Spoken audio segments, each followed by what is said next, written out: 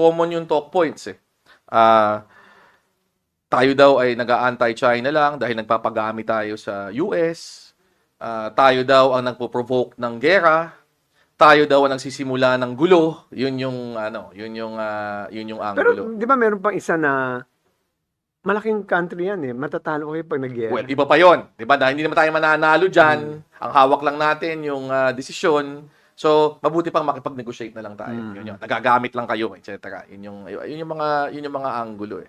Pero ang bago recently na dinagdag dun sa mix, nanggagaling na mismo official statements. Yes. Galing sa Chinese embassy.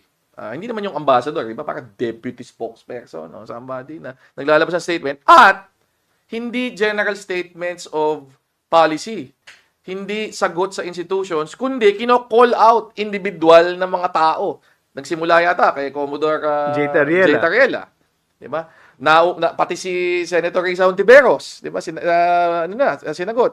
At ito yung nagulat ako, maski si Ronald Llamas na walang posisyon sa gobyerno at isang ayaw niyang tawagin sariling political analyst eh. Anong tawag? Political heckler, 'di ba? Yan ang okay. kanyang pati yun, kinall out ng isang individual na statement. So, Yung kay yung kay J. Tariela, Okay. yung kay Commodore J. Tariela, nagagalit sila because sa presentation ni Commodore Tariela sa isang school, no, sa Lasal CSB, College of St. Building, he was presenting there. He goes to school para to really propagate our position. May mga may mga AI images na caricature ni Xi Jinping. okay. Kinall out ng Chinese embassy. Yun nga. Doon nagsimula. Pero alam mo, napaka-ipokrita ng Chinese embassy. Kasi sila mismo, gumagawa ng mga caricatures of other heads of state. Si Bongbong, ginawa niya. Si Pangulong Marcos, the Japanese Prime Minister, ginawa rin niya. So, parang it's a pot calling the kettle black eh. Tsaka maging klaro tayo. Sa China, baka bawal yun. Pero dito, may freedom of speech tayo eh. At sa pasalamat sila, by the way, pasalamat sila, hindi natin ginamit si Winnie the Pooh. Kasi si Winnie the Pooh, bawal sa China kasi may isang meeting si Obama at si Xi Jinping naglalakad. And it reminded the reporters or whoever na si Tiger at saka si Winnie the Pooh naglalakad. Kaya sa China ngayon, bawal si Winnie the Pooh. Binaban yan. Pasalamat nga yung mga Chinese embassy, hindi natin ginamit si Winnie the Pooh eh. Pero, yun nga eh, ang bago talaga dito, at ito yung medyo nagugulat ako, yung very, very aggressive na tono coming from an official source. Hindi na ito Correct. Pero of course, lalabas nila yung statement at then i-amplify ng mga influencers. Diba? Kaya yung mga criticisms against kay Commodore Tariela, kumala talaga yun online. At saka, by the way, what's also different, you're correct, they're attacking us in our very own soil. Exactly. Hindi lang sa foreign ministry sa China, may nagsalita rin sa foreign ministry sa Beijing, pero dito talaga. Galing nga sa embassy dito. Parang anong tingin nyo sa amin, probinsya kami ng China? Di ba? Parang ang tapang ng nila ngayon eh. Kaya nga, di ba yung response ni Senator Risa was, bisita ka dito eh. You should act in a manner that befits a visitor. Clarify lang natin, no? Because there was one person, obviously anti-Risa, sabi niya, it's wrong to call them as guests. Technically, tama rin yun because they really are guests eh. But ang sinasabi ng isang tao, formally, they are sovereign representatives of their country. But you cannot be here without the consent of the host country. Tsaka, let's be clear. Pag nagpunta ka dito, ambassador yan or diplomat, you present formally Correct. yung credentials mo eh, sa presidente. And actually, we can send back Yes. yung mga ambassadors. So pag ang feeling natin, 'di ba, they have overstepped. Right. Kasi nga at the end of the day, they are representatives of a foreign nation. Yes, but they are here. Yes. 'Di ba? Upon our invitation and upon our tolerance to a It certain needs extent. our consent. Yes. Kaya hindi mali si Senator Risa na tawagin sila, whoever the country is, China man lang or United States, as guests of our country. Tama. Di ba? So, yun lang talaga maraming itong mga to na binabaliktad yung mga sinasabi. Tsaka ako talaga sa aking pag-aalala, ewan ko, baka mali ako, pero wala akong naaalalang any other instance before na ang isang embassy official of a foreign embassy sa Manila, binabanatan yung mga elected officials natin. Oh, Kasi yun yung- i-call out sila publicly. Kasi di ba parang that's not done. Correct. Dahil nga ang ano dito, bisita ka eh. Ngayon, hindi ko sinasabing kung meron silang objection ay hindi nila papata. Pero usually, dinadaan yan through diplomatic channels. Di ba? Correct. Dadaan through their own foreign ministry to our foreign ministry. Hindi yung parang publicly you will pick a fight with elected Philippine officials. Correct. It's really talagang they parang mas naging grabe yung ano nila ngayon, yung attack nila Pero sa ang tanong, bakit? Ano yung tingin mo objective? Ako meron akong chismis. Oh, sige. Hindi, ito Gusto ko chismis. gusto ko ng chismis. Hindi, may gulo ngayon sa China. Narinig ko din yan. There's a purge now of Chinese generals. I heard. So talagang medyo magulo ngayon sa China because and the one that is being investigated right now is also a princeling, si Chang Yuxia. Yung talagang when you say princeling, yung mga tatay nila was part of the long march. Yung mga revolution kasabay ni Mao Zedong. So, heritage member of the party. Right. So talagang may gulo ngayon sa he's been purging so many generals. So, sa tingin mo, may kinalaman itong mas aggressive stance externally dun sa kanilang internal By the way, the guy that was they tried to investigate si Chang Yuxia, he's one of the very few who have combat experience. Kaya you will say that the Chinese army, the People's Liberation Army is, by the way, it's not the army of the people, it's the army of the Communist Party. Okay. They're not walang combat experience lahat yun. Mhm. Tayo meron by the way. We have only 250,000 may combat experience ang mga sundalo natin. Oh, yeah. Pero but that's the whole point na may gulo doon, and normally pag may gulo sa loob and economy is not doing as well, may gulo sa loob, maglagay ka ng ingay sa labas. You project strength outwardly. Correct. Ano yung chismis mo? Ano yung reason mo? Yun alam ko eh. Hindi, nag-agree ako dyan. Pero ako, meron akong teorya. Ito, teorya lang naman to. Diba? Spekulasyon ko eh. Na the objective is not so much to win over, diba, Filipino hearts and minds. Kasi may survey na ginawa ang Pulse Asia, I think, last year, August 2025, measuring yung mga attitudes ng mga Pilipino towards mga iba't ibang bansa. Of course, pinakamahal dito, US pa rin. Sa kabila ng lahat. Di ba? At ang China, mababa.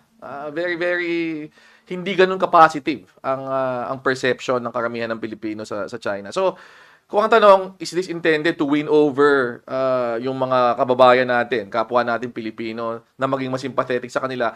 Hindi ito yung approach eh. Kasi mas lalo nakakaasar eh. Di ba? Yung parang inaaway mo yung mga elected officials ng mas parang ikaw pa yung umaastang bisita ka, pero kung umasta ka, parang napaka-aggressive. Di ba sa kultura natin, tayo eh, very, very sensitive tayo na kung bisita ka, dapat behave ka, di ba? Right. Bisita ka sa bahay ng may bahay. So, ang tanong, bakit? So, tingin ko, baka ang audience, hindi yung taong bayan, pero baka yung mga individual na mga politiko dito. Meron. Tama. Senator Marcoleta. Di ba? Na ang mensahe, kung masyado kayong maingay, di ba? At sa pagtutol sa aming ginagawa sa West Philippine Sea, babanata namin kayo at may consequences yan. Anong sinabi ni Senator Marcoleta? Yun ako nabigla kasi nagkaroon sila ng parang interpellation, exchange ni Senator After the Risa. privilege speech of parang naging spokesman siya ng Chinese Embassy.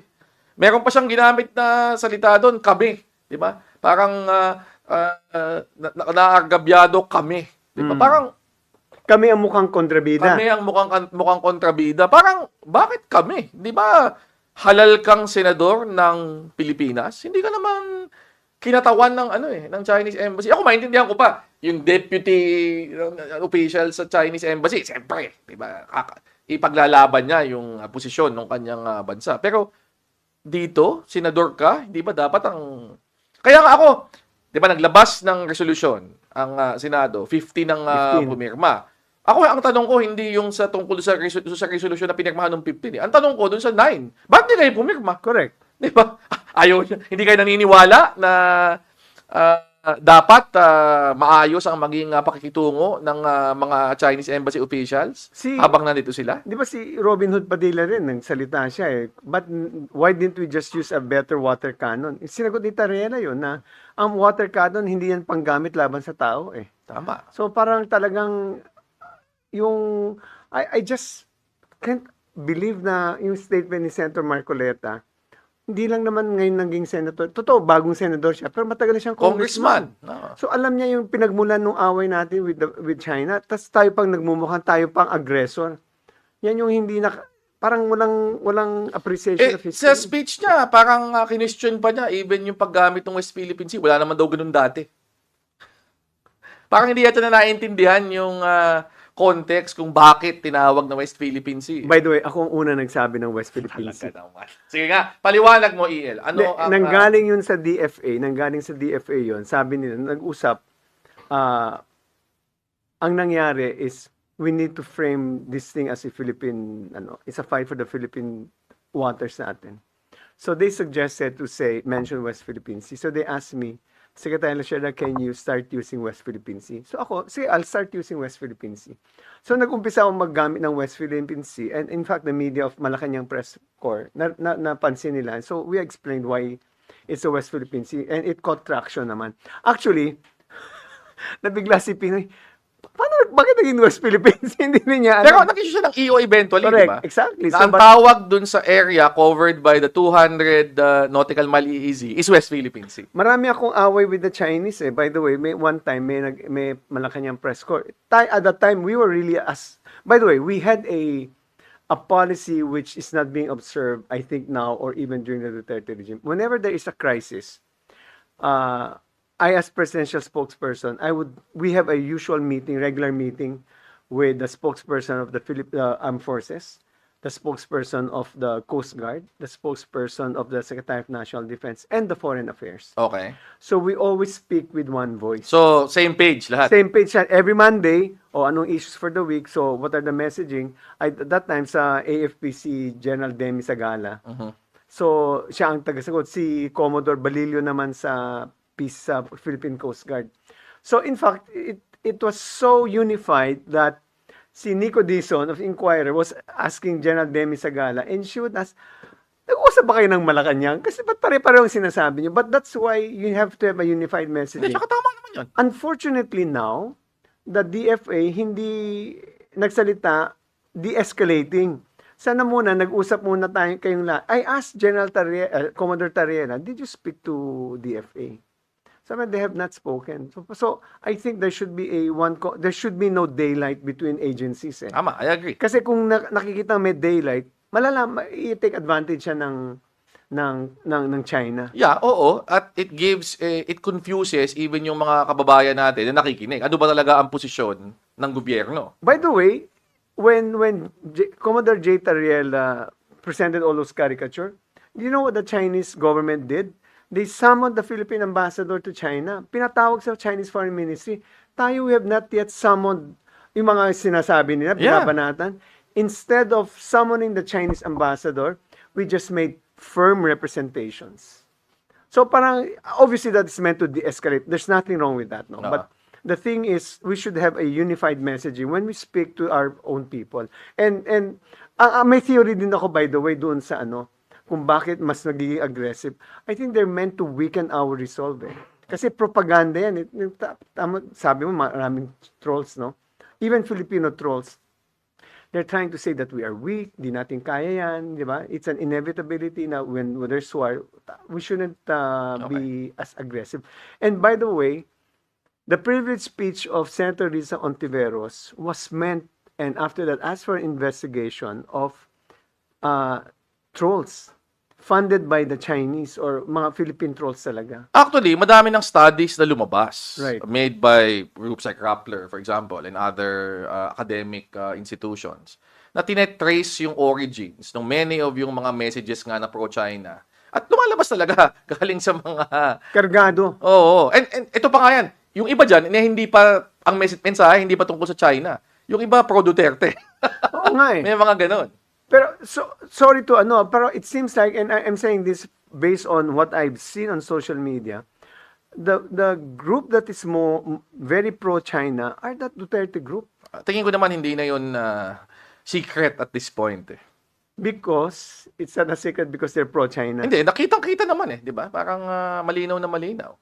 Di ba, matagal nang nakikriticize si VP Sara Duterte na It's just never spoken. despite the fact na ang dami ng mga incidents sa West Philippine Sea, including yung naputulan ng daliri, di ba, na Filipino sailor, at yung mga panghimasok, she has never issued a single statement. So she never dyan. uttered a statement of sympathy on the... Wala, di ba? Yung kanyang kapatid, si Congressman Pulong Duterte, naalala ko, nag-issue ng statement doon, questioning pa yung acquisition ng certain missiles, di ba? Yun yung ano, parang ang kino-question pa yung ginagawa ng ating AFP to protect yung ating interest sa West Philippine Sea. Anyway, may tanong ako bago natin iwan ito rin siguro yung segue natin. Hindi din kaya parang distraction to? Distraction from things like the impending impeachment na mangyayari next week. Dahil nga pala. Kasi given na kung meron talagang alliance of convenience, sabihin na natin gano'n, hindi ba posibleng I have a deeper question for you. Hindi kaya itong paghimasok ng China is to prepare also the candidacy of the Duterte candidate? Well, posible rin. Ako tingin ko nga, yung message na sa mga politiko na kapag hindi kayo humanay sa amin, merong consequences, malamang yon in preparation for 2028. Or the other side is also courting the Chinese for Ayun support. nga, di ba? Di ba? Ang dami naming kwento noong 2016. Ang kwento nga, may mga reports na may mga planes coming from China directly landing in Davao Airport. No? So those gave rise to Kaya nga, ako speculations. talaga, agree ako na there has to be a more thorough investigation dito. At ito, mensahe ko talaga at pakiusap sa ating mga kababayan, 2028, maging mas matalas na ang ating pagsuri ng mga kandidato. Kasi sa katotohanan, merong mga tao talaga na tumatakbo, ng mga politiko na gusto naghahanap ng posisyon, hihingi ng inyong boto, pero ang kanilang kinikilingan, hindi ang interest natin bilang isang bansa, kundi China. Bari, ano rin na, kasi kayo, yung panahon ninyo, si VP Lenny was really attacked aggressively by trolls. So. Ano naman ang mensahe mo sa mga nagbabasa ng mga sa Facebook? Well, unang-una, kailangan maging aware na talaga tayo na madaming mga fake news. Madaming mga, lalo na ngayon, may AI pa, di ba? Madami talaga dyan mga influence operation. So, kailangan talagang maging sensitive tayo sa ganyan at i-double check natin yung mga nakikita nating balita. Ang daming ganyan, lalo yung mga meme nalalabas, sinabi ni ganito, ganyan. Hindi totoo. So, hindi dapat tayo maniwala kaagad sa mga sinasabi. Pero, at the same time, meron ding responsibilidad yung mga opisyal na kapag may lumabas na mali, dapat i-correct ka agad. Kaya kaya ako, malaki ang admiration ko kay Commodore J. Tariela kasi very, very active siya sa ganyan. May kino-call out siyang mga trolls, may kino-call out siyang fake news kasi naintindihan niya na isa sa bahagi ng laban ngayon yung yung labanan sa social media. Correct. Pag natalo tayo sa laban sa disinformation, parang natalo na rin tayo sa gera nun. By the way, kaya nga, actually, ang privilege speech ni Senator Rizzo Ontiveros was a investigation. It was a national security issue. Ang tingin niya, it's a national security issue already, itong mga trolls na to, because it's meant for propaganda. Sa may evil motive talaga. So that's why this whole investigation will be done not by Foreign Relations, but by the National Security Committee of Loren Legarda. So sana may ma-identify at as early as now, mahuli na itong mga nagpopondo or mga trolls.